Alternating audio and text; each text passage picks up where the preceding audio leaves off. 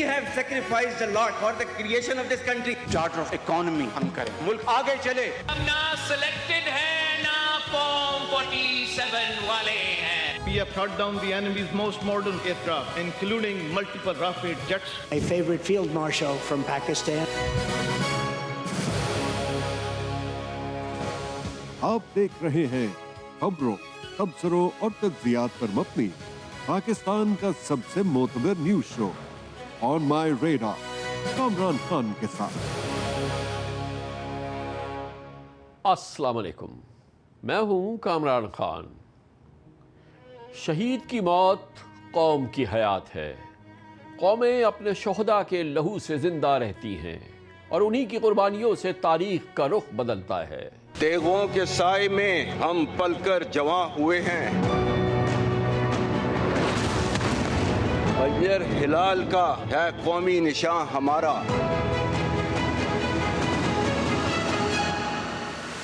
باطل سے دبنے والے اے آسمان نہیں، ہم 100 بار کر چکا ہے تو امتحان ہمارا.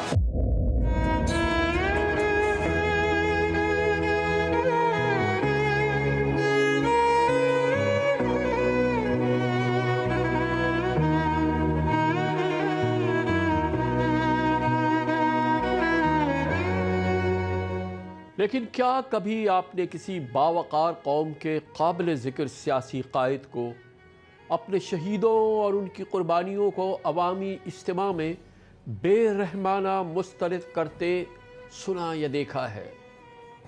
افسوس، صد افسوس، ایسا پاکستان میں ہوتا ہے اور بارہا ہوا ہے. ہفتے کے روز مولانا فضل الرحمان نے ایک عوامی اجتماع سے خطاب میں دہشت گردی کے خلاف جنگ میں شہید ہونے والے فوجی جوانوں کے حوالے سے انتہائی بے رحمی سے فرمایا کہ وہ قوم کے ٹیکس سے تنخواہ ہی اس کام کی لیتے ہیں. ہم پاکستانیوں کی ایک بہت بڑی تعداد کو شاید مکمل احساس نہیں کہ پاکستان کی افواج ایک بار پھر دہشت گردی کے خلاف پاکستان کے دفاع کی ایک بہت بڑی جنگ لڑ رہی ہیں. صرف پچھلے 2 سالوں میں اس جنگ کے دوران ہمارے 1300 سے زائد فوجی، نیم فوجی اور پولیس اہلکار ہماری حفاظت کرتے ہوئے اپنی جانوں کا نذرانہ پیش کر چکے ہیں.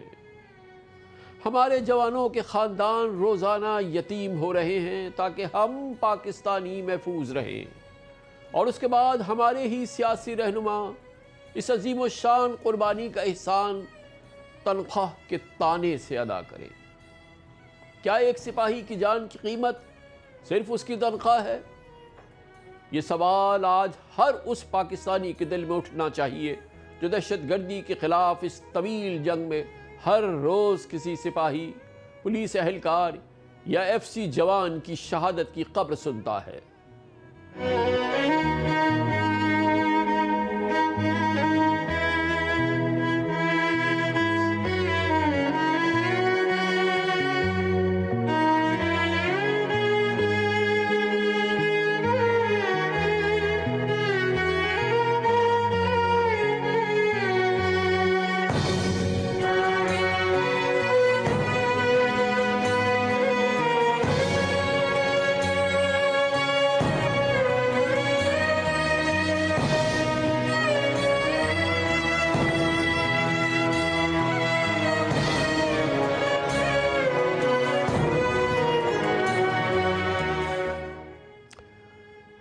مولانا فضل الرحمان فرماتے ہیں کہ فوجی ملک کی حفاظت کے لیے تنخواہ لیتے ہیں. کیا یہی پیغام ہم ہر روز اپنے عظیم الشان شہداء کے خاندانوں کو ان کی باڈیز کے ساتھ پہنچا دیا کریں؟ کیا واقعی ایک سپاہی کی قربانی کو صرف اس کی تنخواہ کے ترازو میں تولا جا سکتا ہے؟ مولانا فضل الرحمان صاحب، کیا ایک ماں کے آنسو، ایک بیوہ کی تنہائی اور یتیم بچوں کی عمر بھر کی محرومی کی بھی کوئی تنخواہ ہوتی ہے؟ ان الفاظ نے صرف سیکیورٹی فورسز ہی نہیں بلکہ ہزاروں شہداء کے خاندانوں کے دل بھی دکھائے ہیں.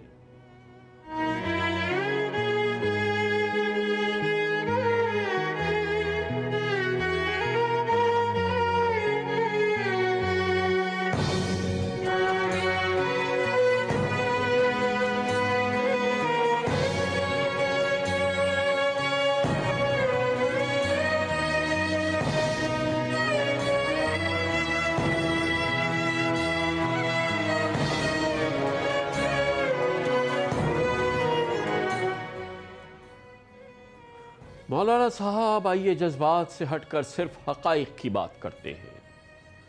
صرف 2024 سے کل تک دہشت گردی کے خلاف جنگ میں ہمارے 1300 سے زائد سیکیورٹی اہلکار، جن میں فوج، ایف سی، رینجرز، پولیس اور دیگر قانون نافذ کرنے والے اداروں کے جوان شامل تھے، ہمارے وطن پر قربان ہو گئے۔ یہ تعداد گزشتہ کئی برسوں میں مولانا صاحب سب سے زیادہ تھی، لیکن یہ نمبرز پوری کہانی نہیں سنا رہے۔ ان 1300 شہداء میں درجنوں ایسے جوان بھی تھے جن کی شادی کو صرف چند مہینے ہوئے تھے، 20 ایسے باپ تھے جن کی بیٹیاں ہر شام دروازے پہ ان کا انتظار کرتی تھی، سینکڑوں سپاہی ایسے تھے جنہوں نے عید، رمضان اور اپنے بچوں کی سالگرہ ان کے ساتھ منانے کے بجائے سرحدوں پہ گزاری۔ ان گنت پولیس آفیسرز بھی ہیں جو ہر صبح گھر سے نکلتے ہیں، یہ نہیں جانتے کہ شام کو واپس بھی آئیں گے یا نہیں۔ ذرا بلوچستان کے ان جوانوں کو یاد کیجئے جو ہر صبح اور ہر شام دہشت گردوں کے حملے میں شہید ہو رہے ہیں۔ خیبر پختونخوا کے وہ سپاہی یاد کیجئے جو روزانہ بارودی سرنگوں اور خودکش حملوں کا سامنا کر رہے ہیں اور ہمارے لیے کر رہے ہیں۔ وہ پولیس اہلکار یاد کیجئے جو بازاروں، مساجد، امام بارگاہوں، اسکولوں اور جلوسوں کی حفاظت کرتے ہیں اور اپنی جانیں قربان کر دیتے ہیں کہ ہم محفوظ رہیں۔ میں پاکستان، بالخصوص خیبر پختونخوا اور بلوچستان کے غیور عوام، افواج پاکستان اور قانون نافذ کرنے والے اداروں کے تمام باہمت اور غیور اہلکاروں کو سلام پیش کرتا ہوں جو گزشتہ 2 دہائیوں سے زائد عرصے سے دہشت گردی کے خلاف جنگ نہایت پامردی اور بہادری سے لڑ رہے ہیں۔ انشاءاللہ دہشت گردی کی جاری جنگ کا عنقریب کامیابی سے خاتمہ کریں گے۔ ہم ہر بے گناہ پاکستانی کے خون کا بدلہ لیں گے اور دہشت گردی کے خلاف یہ جنگ آخری دہشت گرد کے خاتمے تک جاری رہے گی۔ مولانا فضل الرحمان صاحب، یہ لوگ صرف ایک ملازمت نہیں کر رہے بلکہ اپنی جان ہتھیلی پہ رکھ کے ہم سب کی حفاظت کر رہے ہیں۔ سیاسی اختلاف ہر جمہوریت کا حسن ہوتا ہے، حکومت پر تنقید بھی کیجیے، یہ ہر سیاستدان کا حق ہے، لیکن مولانا صاحب قوم کے شہداء کی قربانیوں کو صرف تلخیٰ سے جوڑ دینا ایسے ہزاروں خاندانوں کے زخم تازے کر دیتا ہے جنہوں نے پاکستان کی خاطر اپنا سب کچھ قربان کیا ہے۔ ہمیں یہ بھی یاد رکھنا چاہیے کہ دہشت گردی نے صرف فوج کو نہیں، پولیس، ایف سی، رینجرز اور عام شہریوں کو بھی نشانہ بنایا ہے۔ یہ ہماری پوری پاکستانی قوم کی مشترکہ قربانی ہے، اسی لیے شہداء کا احترام کسی ایک ادارے کا نہیں بلکہ پوری قوم کا فرض ہے۔ یہ پوری قوم پہ قرض ہے۔ قومیں اپنے شہداء کو کبھی نہیں بھولتی، ان کے تمغے، ان کی قبریں، ان کے خاندانے ہمیشہ ہمیں یاد دلاتے ہیں کہ امن مفت نہیں ملتا، اس کی قیمت کسی نے اپنے خون سے ادا کی ہوتی ہے۔ تمام شہداء اور ان کے ورثاء ہمارے سروں کا تاج ہیں، جنہوں نے اپنی جانیں نشاور کر کے اس پرچم کی لاج رکھی۔ آپ کی قربانیاں ہماری آزادی کی ضامن اور ہم پر دائماً قرض ہیں۔ ہم اپنے شہداء کی قربانی کو امانت، اپنی طاقت کو ذمہ داری اور اپنی کامیابی کو خدائے بزرگ و برتر کا احسان سمجھتے ہیں۔ مولانا صاحب، اختلاف ضرور کیجئے، تنقید کیجئے، مگر ان شہداء کی قربانیوں کا احترام ضرور کیجئے جن کی وجہ سے آج پاکستان کا سبز ہلالی پرچم سر بلند ہے اور ہم اپنے گھروں میں نسبتاً محفوظ زندگی گزار رہے ہیں۔ امریکہ اور ایران کے درمیان جنگ کا ایک نیا دور شروع ہو چکا ہے، مگر اس دفعہ ماہرین سمجھتے ہیں کہ یہ نیا دور امریکہ ایران لامتناہی یعنی فار ایور جنگ کا آغاز ہے۔ اس نئے دور میں پچھلے 4 دن سے ایران پر ان گنت امریکی میزائلز کی بارش ہو رہی ہے جو ایران کے بچے کھچے سول اور فوجی انفراسٹرکچر کو تباہ برباد کر رہی ہے۔ دوسری جانب ایران بھی پہلے کی طرح گلف سٹیٹس میں موجود امریکی فوجی اڈوں کو نشانہ بنا رہا ہے، جس سے خدشہ مزید گہرا ہو گیا ہے کہ تصادم صرف ایران تک محدود نہیں رہے گا بلکہ پورے مڈل ایسٹ کو اپنی لپیٹ میں لے رہا ہے۔ امریکی فوج کے مطابق گزشتہ رات اسٹریٹ آف ہورموز اور ساحلی علاقوں کے قریب درجنوں ملٹری ٹارگٹس پر 7 گھنٹے مسلسل اور شدید فضائی حملے کیے گئے۔ یہ امریکہ کی ایران پر بمباری کی مسلسل چوتھی رات تھی، جس کا زیادہ تر رخ پاکستان کے سرحد سے متصل ایرانی صوبے سیستان اور بلوچستان کی طرف تھا۔ ایرانین میڈیا کے مطابق اسی صوبے کے علاقے بمپور میں ایک فوجی اڈے پر 13 امریکی میزائلز داغے گئے۔ ان حملوں میں ایران کے 7 فوجی اہلکار جاں بحق اور متعدد زخمی ہوئے۔ گزشتہ چند دنوں میں امریکی بامبنگ سے 30 سے زائد عام شہری بھی جان گنوا چکے ہیں، جبکہ 250 سے زائد زخمی ہوئے ہیں۔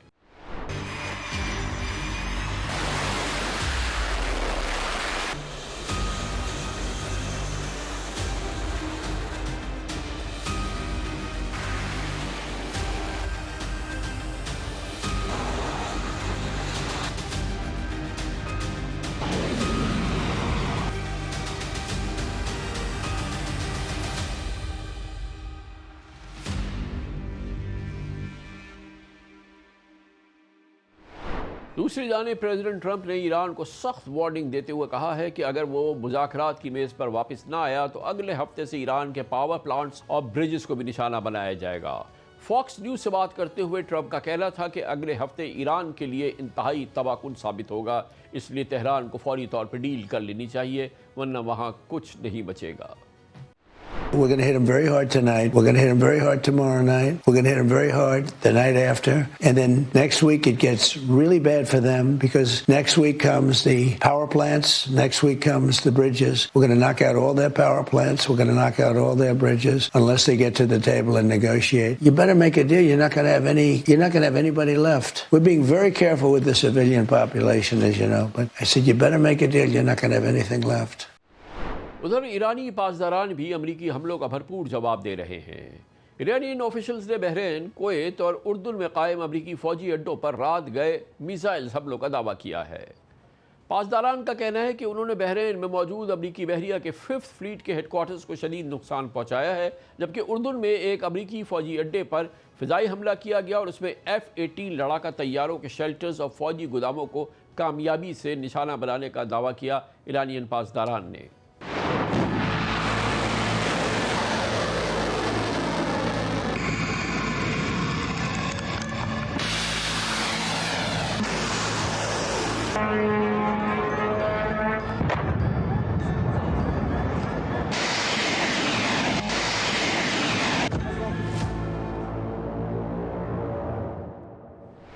اسی دوران پریزیڈنٹ ٹرمپ نے ایرانی بندرگاہ کے نیول بلاکیڈ کے اعلان پر آج سے باقاعدہ عمل درآمد شروع کرا دیا ہے۔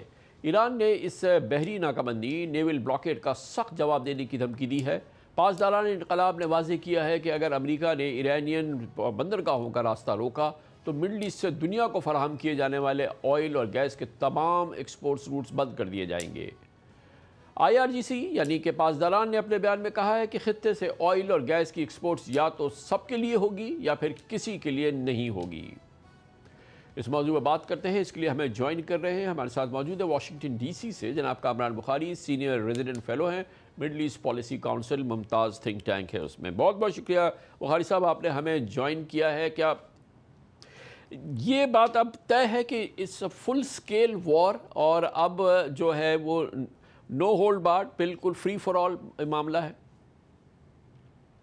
جی خان صاحب شکریہ۔ دیکھیں ایسی بات نہیں ہے، اگر آپ امریکی جو ایک طرف تو صدر ڈونلڈ ٹرمپ کی طرف سے جو بیانات ہیں وہ تو خیر اپنی جگہ پہ ہیں، لیکن اگر آپ فالو کریں باریکی سے یہ جو حملے ہو رہے ہیں، ایئر سٹرائکس ہو رہی ہیں ایران کے اوپر، چاہے وہ جزیروں کے اوپر ہو رہی ہے، یعنی گریٹر اینڈ لیسر توم، ابو موسیٰ، کیشم وغیرہ وغیرہ، یا پھر یہ ہے کہ مین لینڈ ایران پہ ہو رہی ہے، تو اگر آپ ان کی وہ اپنا اس کو دیکھیں ڈیٹیلز کو تو بڑی کیئرفلی ٹارگٹ کیا جا رہا ہے۔ تو یہ مطلب یہ ایسا نہیں ہے کہ آل آؤٹ جسے کہتے ہیں ایک براج آف جسے ایئر سٹرائکس ہو رہی ہیں، یہ بڑی کیلیبریٹڈ ہو رہی ہیں، ٹارگٹڈ ہیں۔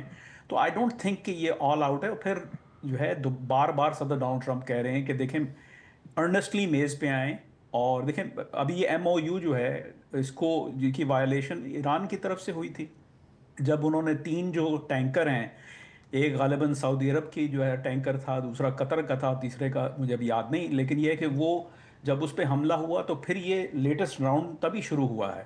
اور پھر یہ ہے کہ سوال یہ اٹھتا ہے کہ کیا ایران اندرونی طور پہ ایک ایسے نہج پہ ہے کہ کیا وہ ڈیل کر سکتا ہے، کیونکہ صدر ڈونلڈ ٹرمپ اور ان کی انتظامیہ مجھے اطلاع ہے کہ وہ یہ بھی کنسیڈر کر رہے ہیں کہ کیا کوئی ڈیل ہو بھی سکتی ہے یا نہیں، کیونکہ اندرونی طور پہ انتشار بہت ہے ایرانی قیادت کے اندر۔ کامران بخاری صاحب، یہ تو بہرحال ابھی ایک کنٹروورسی ہے کہ وہ آرٹیکل 5 کی خلاف ورزی ان 3 ویسلز نے کی تھی جس کو ایران نے اسٹرائک کیا، یا ایران کی strike it self he article 5 کی وائلیشن تھی۔ Obviously it needs lot of further clarification, لیکن اس وقت کا آبجیکٹو کیا ہے جو اس وقت پینٹاگن یا سینٹکام جو تمام اسٹرائکس کر رہی ہے، تو اس فیز کا آبجیکٹو کیا ہے؟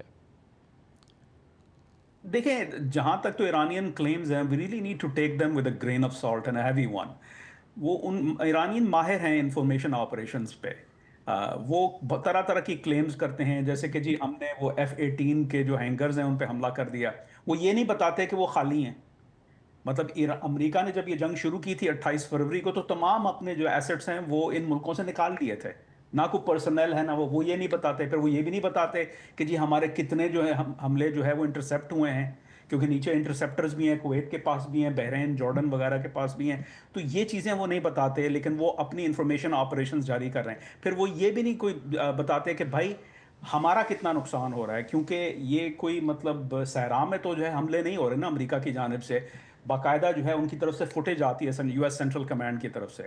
تو جہاں تک آپ کے سوال کا تعلق ہے، دیکھیں اس کا ہدف وہی ہے جو پہلے تھا کہ آپ آئیں، ڈیل کریں، آپ کے لیے وہ بہت بہتر ہے۔ اگر کریں گے تو وہ آپ کے لیے جو ہے وہ بہت زیادہ نقصان دہ ثابت ہو سکتا ہے۔ سر یہ بتائیں کہ کیا یہ سمجھنا صحیح ہے کہ جو ایم او یو تھا، جو 14 آرٹیکلز تھے، وہ جو یو ایس میں جب وہ پہنچا یا اس پر بات ہوئی تو اس پہ پریزیڈنٹ ٹرمپ پہ بڑا کرٹیسزم ہو رہا تھا، بڑی اس میں ریزرویشنز ہیں، ایمبیگوٹیز ہیں تمام، جیسے آرٹیکل 5 وغیرہ۔ تو کیا پریزیڈنٹ ٹرمپ منوً اسی ایم او یو کو اب ریسٹور کرنے کے لیے تیار ہیں جس پہ کہ ان کے سگنیچر ہے؟ دیکھیں، جہاں تک تو مطلب وہ جو اسپرٹ آف دا ڈاکیومنٹ ہے وہ تو وہی ہے۔ اب مسئلہ یہ ہو چکا ہے کہ ایران نے وائلیٹ کیا ہے، تو the question on President Trump کے لیے یہ سوال ہے کہ وہ دوبارہ ہی doesn't want to look like he was played by the Iranians, کیونکہ یہ ان پہ تنقید ہے امریکہ کے اندر سے۔ سر وائلیٹ جو ہے وہ تو ابھی کنفرم بات نہیں ہے نا، وہ تو مطلب آرٹیکل 5 اگر جو آپ پڑھ لیں یا میں پڑھ لوں، کنفرم کیسے ہوگی خان صاحب؟ وہ کیسے کنفرم ہوگی؟ وہ ایرانین انفارمیشن آپریشن سے تو کنفرم نہیں ہونے والی۔ رائٹ، وہ کنفرم ہوتی ہے کہ ایکچوئل کیا ہوا تھا۔ ہوا یہ تھا کہ ٹینکروں پہ حملے تھے، فرشتوں نے آ کے اپنے ٹینکروں پہ حملے نہیں کیے نا، ٹینکروں پہ حملے تو یہ لوگ کر رہے ہیں۔ ٹھیک ہے، لیکن یہ کہ وہ جو اس کا نظام کہ وہاں سے کون سے ویسلز گزریں گے، اس کو پوری اس کا نظام جو تھا وہ تو ایرانینز کو دیا تھا نا آرٹیکل 5 نے۔ سر نہیں، اس طرح کا کوئی نہیں، یہ ان کی اپنی انٹرپریٹیشن ہے، یہ اس کو جو ہے مس ریڈ کر رہے ہیں۔ یہ تو اب جو ہے علاقائی پریس بھی کہہ رہی ہے کہ بھائی جو ہے جو عرب دنیا کی ٹرکش پریس، ایون جو ہے پاکستان کے اندر بھی یہ گفتگو ہو رہی ہے کہ مس ریڈ کر رہے ہیں وہ کہ وہ کیا ہوا ہے، کیونکہ دے آر مس کیلکولیٹنگ۔ اور مجھے لگتا ہے کہ مس کیلکولیشن کے ساتھ ساتھ یہ جو بیہیویئر ہے وہ اس وجہ سے بھی ہے کہ وہاں پہ ایک رائے نہیں ہے ایرانی قیادت کے درمیان، وہاں پہ مختلف آراء پائی جاتی ہیں۔ ایک طرف وہ لوگ ہیں جو کہتے ہیں اس وقت جو ہے صدر ڈونلڈ ٹرمپ جو ہے وہ کمزور ہیں، کیونکہ مڈ ٹرم آنے والے ہیں تو اس کا بھرپور فائدہ اٹھایا جائے، اس کو لیوریج کیا جائے۔ دوسری جانب وہ لوگ ہیں جو احتیاط جو ہے وہ ایڈوائز کر رہے ہیں کہ دیکھیں ایسی بات نہیں ہے، ہمیں مس ریڈ نہیں کرنا چاہیے۔ 2 دفعہ ہم پہلے مس ریڈ کر چکے ہیں، یعنی جون 2025 میں اور پھر اس سال جو ہے فروری کے اخیر میں، تو تیسری دفعہ نہیں کرنا چاہیے۔ تو آئی تھنک کہ جو ہے یہ چیزیں سمجھنے کی ضرورت ہے، بجائے اس کے کہ ہم ایرانی بیانات کو لے کے تو ان کو ہم فوقیت دیں۔ Reality is some thing different. کمزور جو طاقتیں ہوتی ہیں نا، وہ ان کی یہ قدرتی عمل ہے کہ وہ انفارمیشن آپریشنز پہ ریلائی کرتی ہیں، کیونکہ ان کے پاس ایکچوئل کائنیٹک جو ہے وہ پیرٹی نہیں ہوتی۔ یہ صرف اس جنگ کا جو ہے ریالٹی نہیں ہے، آپ کوئی بھی جنگ اٹھا کے دیکھ لیں تو there is a lot of fog of war. So اس پہ ڈیبیٹ تو کی جا سکتی ہے اینڈ لیس، لیکن ریالٹی یہ ہے کہ ٹینکروں پہ حملے ہوئے ہیں، اور وہ حملے اس لیے ہوئے ہیں کہ وہ یہ کہہ رہے ہیں کہ جی ہمیں تو انہوں نے پکڑا دیا تھا۔ اگر امریکہ کہہ رہا ہے، بار بار کہہ رہا ہے کہ بھائی ہم نے کسی قسم کی بھی کوئی یہ بات نہیں مانی کہ آپ جو ہے کسی قسم کی کوئی فی ٹول کوئی مینجمنٹ سسٹم لگائیں گے، تو وہ کیسے کلیم کر سکتے ہیں؟ پھر یہ ان کا کلیم ہے لیکن حقیقت نہیں ہے۔ اچھا بخاری صاحب، یہ فرمائیے گا کہ اب نیکسٹ فیز کیا لگتا ہے؟ ایک تو یہ کہ بامبنگ کتنی سیویئر رہی ہے، اس نے کتنا ایرانین ملٹری اور سویلین انفراسٹرکچر کو ایڈیشنلی اب اس فیز کے اندر وہ کیا ہے نا. How deep is the division? اس میں کوئی ڈاؤٹ نہیں ہے کہ اوبویسلی ایرانین لیڈرشپ ایک ڈیوائیڈڈ لیڈرشپ ہے اس وقت، اور بہت سیویئر ایشوز ہے، اور جو لاسٹ بیریل وغیرہ کے دوران بھی جو عباس عراقچی کے ساتھ ہوا یا بالغیف کے ساتھ ہوا یا پریزیڈنٹ پزشکان کے ساتھ ہوا، اٹ شوز کہ وہ ہے. تو وہ انٹرنل جو مسائل ہیں، اور خاص طور پہ اس فیز کے اندر جو ملٹری اور سویلین انفراسٹرکچر کو نقصان ہو رہا ہے، وہ کتنا فردر ویکن کر رہا ہے ایران کو؟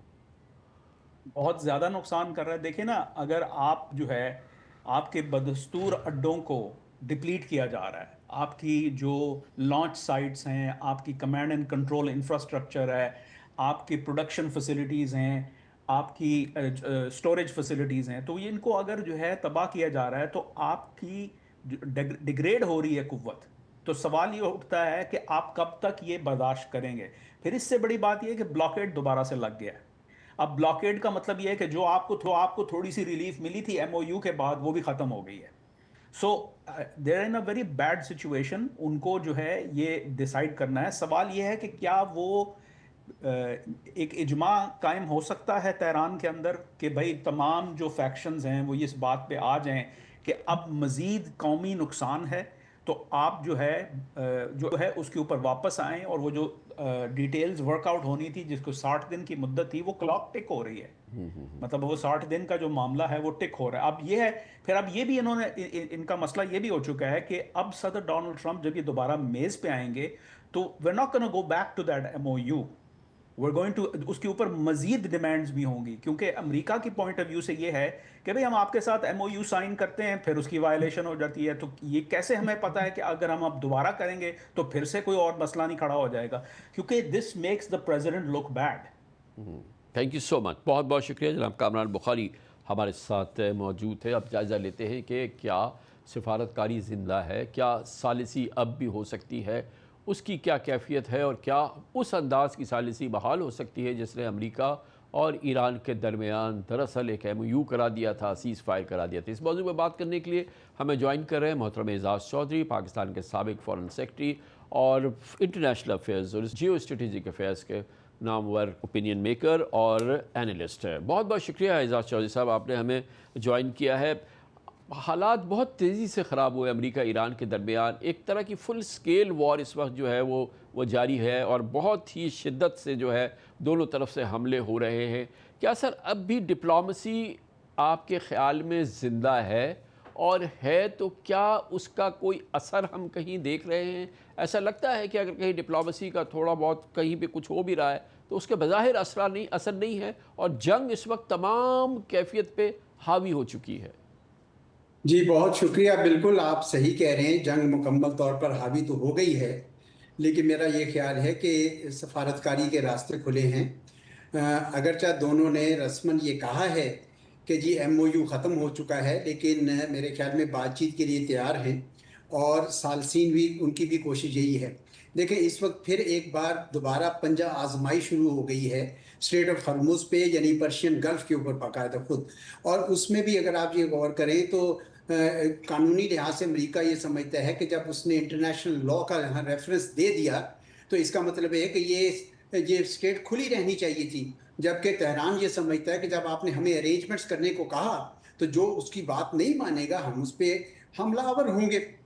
تو وہاں پہ بھی دونوں کی ایک قسم کی ٹھنی ہوئی ہے. اور دوسری طرف یہ ہے کہ واشنگٹن یہ میرے خیال میں یہ سمجھتا ہے، یا تہران یہ سمجھتا ہے کہ ہم جو ہیں یہ بڑے ہاسٹائل واٹرز رہے ہیں ہمارے لیے، اگر ہم نے ان کو چھوڑ دیا تو پھر ہمارے لیے دوبارہ کبھی مشکلات پیش آ سکتی ہے، اور مستقبل میں بھی ہم چاہیں گے کہ یہ راستہ ہمارے پاس رہے.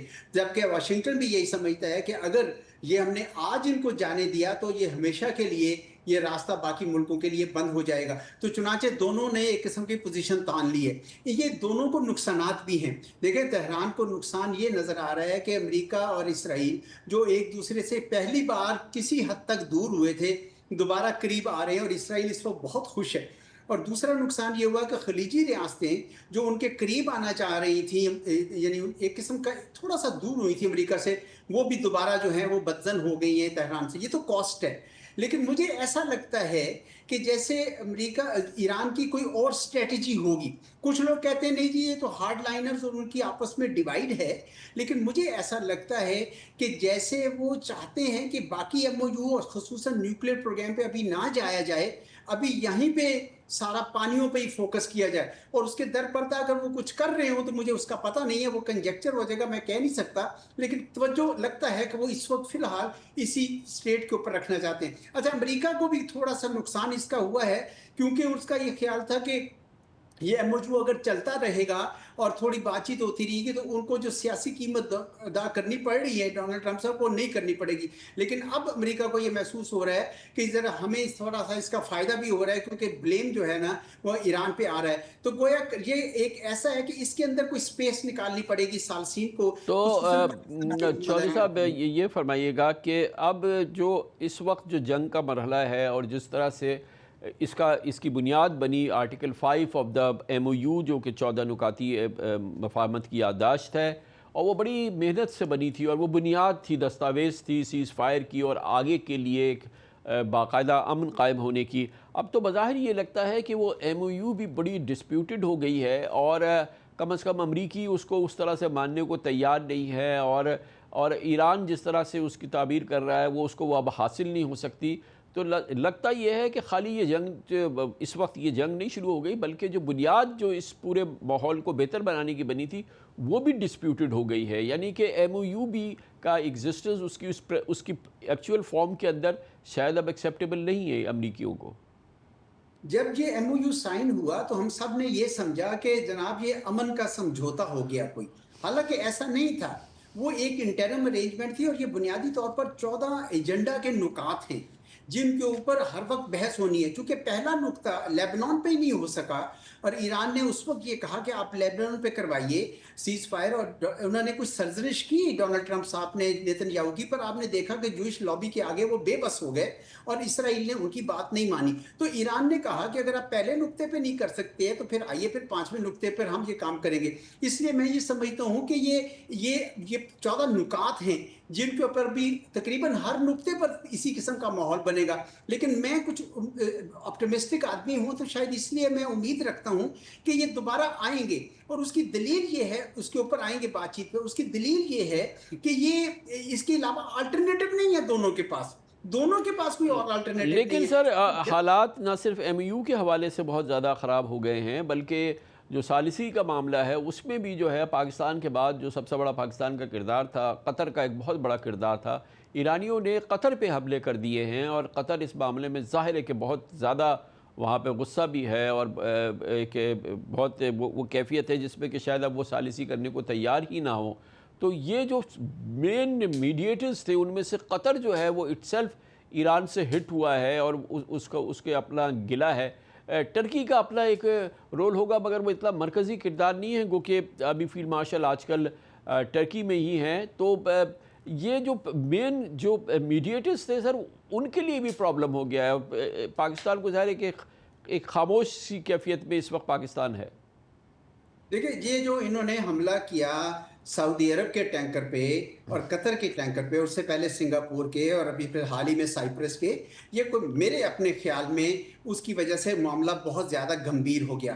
دیکھیں، عمان نے ان کو کہا کہ ہماری چینل سے یہ جا رہے ہیں سعودی ٹینکر اور قطر کے ٹینکر، تو اس پہ تو نہیں حملہ بنتا نا. لیکن ایک دو چینلز ہیں، ایک ایران کا چینل ہے، ایک عمان کا چینل، اور بیچ میں ایک جہاں پہ مائنز ہیں جس سے نہیں جایا جا سکتا.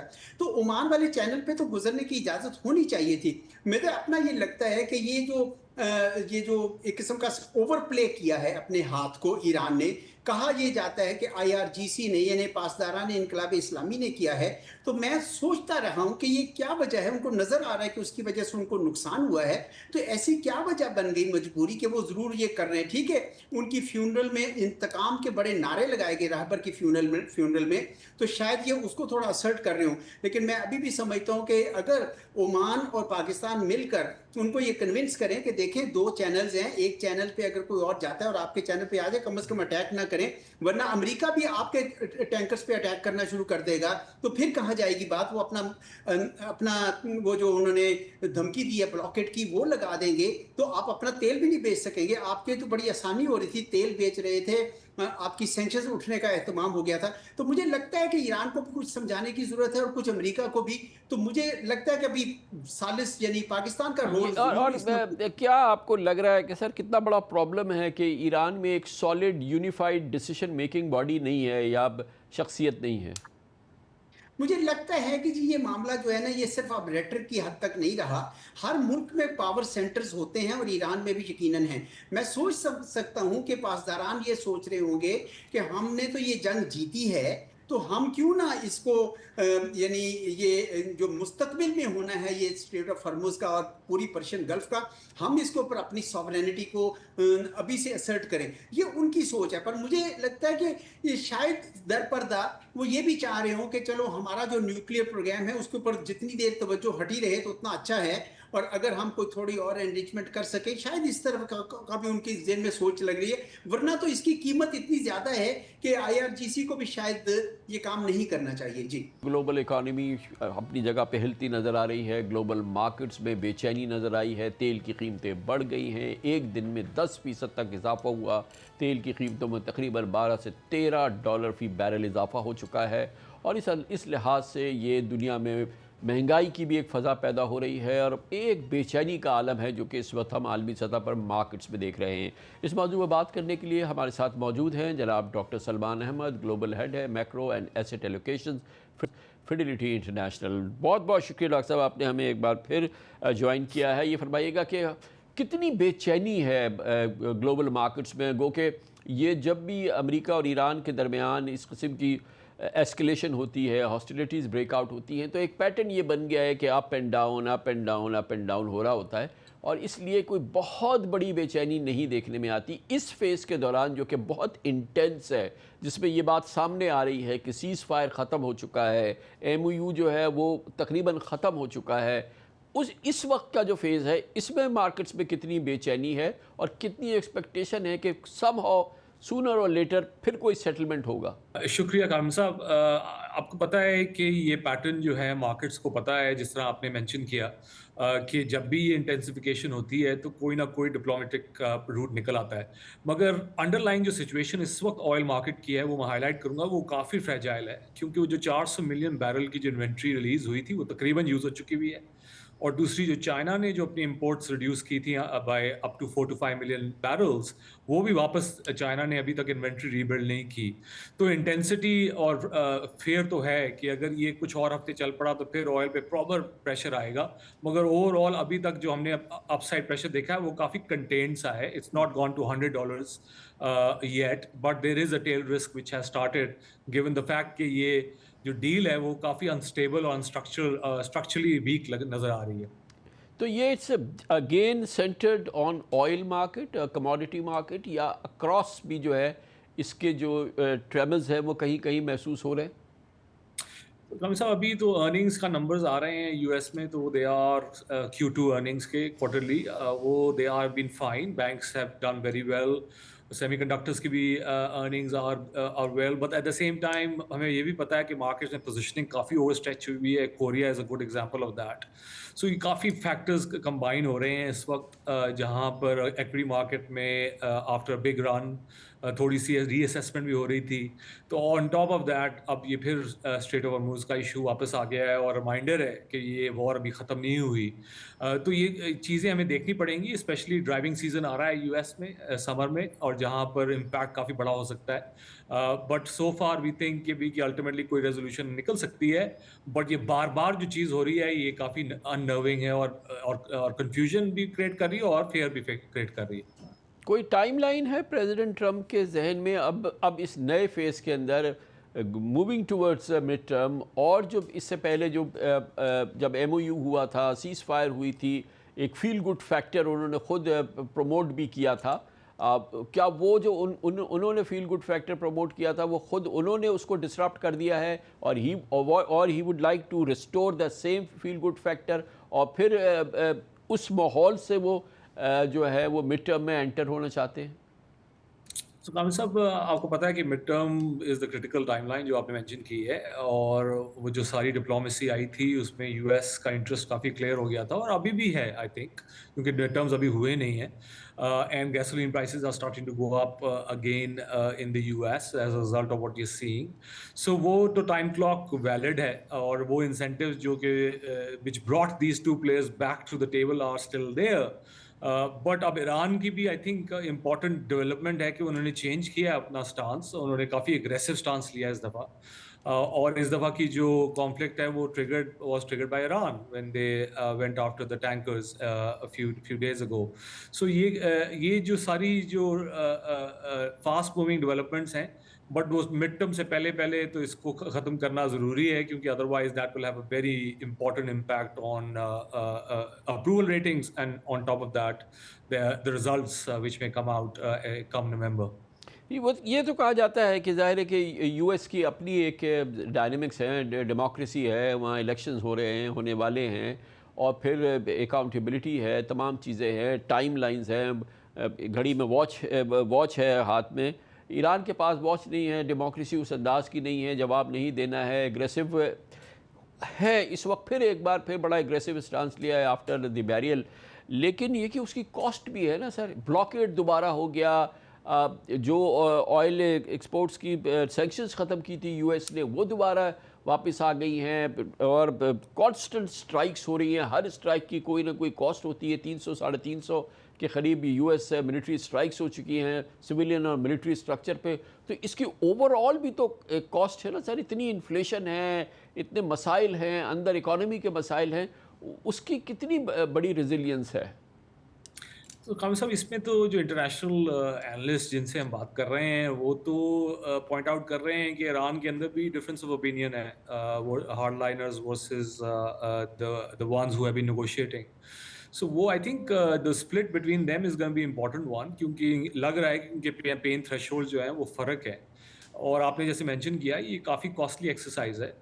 इसमें दुनिया को डैमेज नहीं होता, आपकी अपनी इकोनॉमी भी goes through another period of intense pen and fear, और ऊपर से जो सैंक्शंस रिलीफ जो था टेबल पे वो वापस निकल गया है.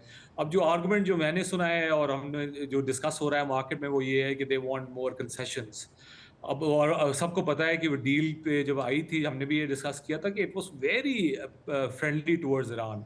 सो ये काफ़ी बड़ा क्वेश्चन मार्क क्रिएट कर दिया है कि अल्टीमेटली उनका गोल क्या है, and what are they trying to achieve out of it, and that will also determine कि ये कितना लंबा चलता है. But science are so far as we know are not good. और परहैप्स ये लग रहा है कि काफ़ी डिफ़िकल्ट है अभी पूरी restoration of talks and again back to जो पहले वाला माहौल था उसमें आने के लिए, क्योंकि MOU इट्सेल्फ जो है वो अब डिस्प्यूटेड है, ख़ास तौर पे अमेरिकन स्टैंड पॉइंट से जो है वो परहैप्स उसको उस अंदाज से अब एक्सेप्ट करने को तैयार नहीं है जो कि पहले 14 पॉइंट्स जो सामने आए थे. तो कामिल साहब, बिल्कुल जो स्ट्रेट ऑफ हॉर्मूज का जो कंट्रोल है ना, वो that is become the most important disputed point. और ये हमें पता भी था कि straight of Hormuz is the most important variable. और वो जो लेवरेज ईरान अपनी कंसिस्टेंटली शो कर रहा है उसके ऊपर, उस पर भी क्वेश्चन मार्क है कि भाई कि वो कितनी लेवरेज क्रिएट कर सकता है, क्योंकि बाकी सारे कंट्रीज भी अब ऑल्टरनेटिव्स के बारे में सोच रहे हैं, ऑल्टरनेटिव पाइपलाइंस, ऑल्टरनेटिव पोर्ट्स. तो वो लॉन्ग टर्म में भी इसका क्वेश्चन मार्क है, ये कितनी लेवरेज रह सकती है. बट ये short term obviously in the next few months हमें इसको नेविगेट थ्रू करना है. बट वो जो स्ट्रेट ऑफ हॉर्मूज का जो कंट्रोल का पॉइंट है, that has wider implications as well, क्योंकि ओपन सी लेन्स की जो कॉन्सेप्ट है वो भी अंडर प्रेशर है, और यूएस भी इतना कोई खास कीन नहीं लग रहा about committing to open C lens. सो ये वाइडर लॉन्ग टर्म इम्प्लीकेशंस भी हैं इसके कि भाई कि how is the world order changing, कि जहाँ पर क्रिटिकल चोक पॉइंट्स को कोई भी कंट्री जिसके पास मिलिट्री पावर है वो उसको लेवरेज कर सकती है. सलमान भाई, ये जो रीसेंट फेज़ है इसके अंदर जाहिर है कि थोड़ा सा एक काम आ गया था गल्फ़ स्टेट्स वगैरह में, वहाँ से क्या वाइब्स आ रही हैं? बिकॉज ग्लोबल इकॉनमी में इन तमाम स्टेट्स का बहुत बहुत क्रिटिकल किरदार है, वहाँ पर वहाँ से क्या वाइब्स आ रही हैं? तो हमारे साथ दो चीज़ें हुई थी जब ये चीज़ सेटल हुई थी. एक तो it was a sigh of relief for these economies. आपको पता है कि वो एटलीस्ट वो जो इमीडिएट स्ट्राइक्स थी और टेंशन थी वो काफ़ी रिड्यूस हो गई थी. बट जो लॉन्ग टर्म इश्यूज जिस पे डिस्कस हो रहा है अभी और दोबारा आई एम श्योर ये दोबारा रहेगा, وہ سعودی اور یو اے ای کے ریلیشن شپ اور اوپیک کا جو انہوں نے ڈیسیجن لیا تو اس پہ کافی بڑا فوکس ہے. اور دوسرا جو امپورٹنٹ فیکٹر جو ڈسکس ہو رہا ہے کہ وہ کتنا پیٹرو ڈالر جو پہلے جو ریسائیکل ہوتا تھا یو ایس مارکیٹس میں اسپیشلی, اس پہ کیا امپیکٹ آئے گا. اور ہم دیکھ رہے ہیں کہ کچھ امپیکٹ آیا ہے اس پہ, but that is a more medium term thing کہ بھائی کہ کتنا ڈالر جو ہے یہ خود اپنی کنٹریز میں رکھیں گے ٹو ری بلڈ, اور وہ that can have important implications for funding of U S debt especially. But we are not there yet, بٹ یہ امپورٹنٹ لانگ ٹرم امپلیکیشنز ہیں. اور یہ جو دوبارہ سے اسٹارٹ ہو گیا ہے, اس پہ پھر ایک اور فیز آف پریشر آئے گا اسپیشلی ٹورسٹ ڈپینڈنٹ کنٹریز پہ. کیا اگین کیا خبریں ہیں؟ مارکیٹس بڑی اس معاملے میں انٹیلیجنٹ ہوتی ہیں, ان کی بڑی انفارمڈ ہوتی ہیں کہ ریسٹوریشن آف ٹاکس, نیگوسیشن, بات چیت, میڈیشن. آج ایک ڈیولپمنٹ ہے, عباس راغچی ایرانین فارن منسٹر اب قطر گئے ہیں, دوحہ, کیونکہ دوحہ میں بڑا ایران کے حوالے سے شدید ریزرویشنز ہیں حالیہ دنوں میں, لیکن آفٹر آل ان کا وہاں جانا, پاکستانی اپنے لحاظ سے ایکٹیو ہیں. ڈو یو فورسی کہ سونر اور later in a very short frame of time کوئی ریسٹوریشن آف نیگوسیشنز ہو سکتی ہے؟ سو صاحب آئی ووڈ آرگیو کہ یہ مارکیٹ پرائسنگ تو یہی ہے, کیونکہ اگر مارکیٹ کا ویو ہو کہ کوئی ڈپلومیسی نہیں ہوگی پھر تو oil should be above $100 as we know, کیونکہ اتنی بڑی ڈسرپشن ہے یہ, اور کیونکہ ٹریفک جو ہے اسٹریٹ اور اس کی آلموسٹ زیرو ہو چکی ہوئی ہے. It went up to 80% of pre war traffic, so almost کھلی گئی تھی strait for number of days. So یہ جو ڈیولپمنٹس ہیں یہ پازیٹیو ہے. سو مارکیٹ کا بھی یہی ویو ہے, بٹ ہمارا جو آئل کا ویو آپ کو پتہ ہے کہ وی تھنک کہ oil should trade around $80 to $90 range. یہ geopolitical risk premium carry کرنا امپورٹنٹ ہے, اور ہم اس کو فلیگ بھی کر رہے تھے جب آئل $70 پہ آ گیا تھا کہ یہ ٹیمپرری ایشو ہے, ٹیمپرری ڈیولپمنٹ ہے. اس پہ لانگ ٹرم جو آئل جو rest of the year for example will have to trade higher. So I would argue کہ markets are still holding hope, but $100 کا جو ٹیل رسک ہے over the next few days clearly کافی high ہے. Thank you so much sir, بہت بہت شکریہ doctor Salman Ahmed, global head macro and asset allocation Fidelity international, دنیا کے مانے جانے انویسٹمنٹ بینک سے. اس کے ساتھ ہی ہمارے آج کے پروگرام کا اختتام ہوتا ہے. کل آپ سے پھر ملاقات ہوگی. کامران خان کو اجازت, اللہ حافظ. ناصر.